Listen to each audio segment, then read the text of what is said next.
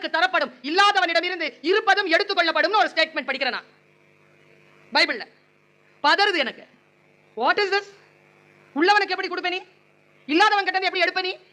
உள்ள படிச்சு பார்த்தா மிரண்டு போனங்க. சூப்பருங்க. அது கேசவன் சார் ஒரு ஒரு ஒரு முதலாளி இருந்தாரா, அவர் ஆட்சி செய்கிறவர், ஆண்டவர். அவர் நேரா சொல்றார், ஒருத்தனை கூப்பிட்டாராம், இங்க பாரு 3 மாசம் அவன் வரத்துக்கு, இந்தா 4 காசு வச்சுக்கோ, என்ன வேணுமோ செய், நான் வரும்போது கணக்கு கேட்பேன்.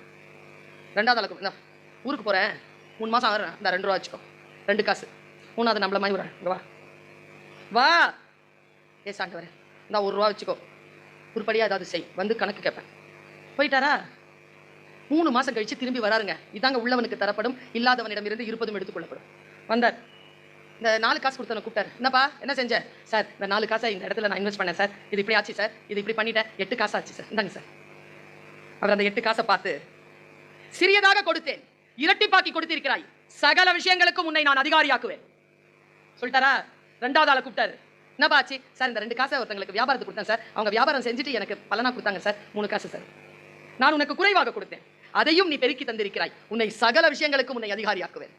3வது நம்ம ஆளு, ஏய் வா, என்ன கணக்கு? என்ன கணக்கு? ஏய் காசு கொடுத்தேனடா, எங்கடா? இந்தா இருங்க வரேன். நேராக போய் புதைச்சி வச்சிருந்தான் அந்த காசை. எட்டுன்னு வந்து, இந்தாயா உன் காசு, சொல்லும் போது என்ன செஞ்சு சொல்லி கொடுத்த நீ? வந்து கணக்கு கேட்பேன்ல, உன் காசு எனக்கு எதுக்கு? இந்தா வச்சுக்க உன் காசை. அப்போ சொன்னார் ஆண்டவர், கொடுத்ததை வியாபாரத்தில் போடாமல், உற்பத்திக்கு வழி செய்யாமல், என் மீது கோபம் காரணம் காட்டி நான் துன்புறுத்துவேன் என்கின்ற சோம்பலோடு நீ சோம்பேறித்தனமாக என் மீது குற்றம் சுமத்தி ஒன்றையும் செய்யாமல் இருக்கும் உன்னிடம் இருந்து இருக்கும் அந்த 1 ரூபாய் பறித்துக் கொள்ளப்படும் கையில இருந்து புடுங்கிட்ட. இப்ப புரியுதா?